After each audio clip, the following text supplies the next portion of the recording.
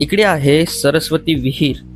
ही विहीर पायऱ्यांची असून तिचे बांधकाम यादव काळातील मानले जाते.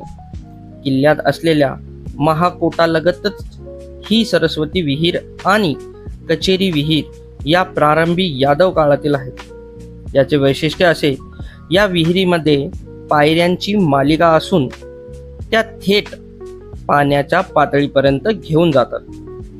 पाण्याची पातळी जास्त असताना पाण्यापर्यंत पोहोचण्यासाठी कमी पायऱ्या चढाव्या लागतात. ही विहीर त्या काळात सामान्य लोकांच्या पाण्याच्या गरजा पूर्ण करण्यासाठी बांधली गेली होती. आजही ही विहीर सुरक्षित असून तिला 12ही महिने पाणी असते.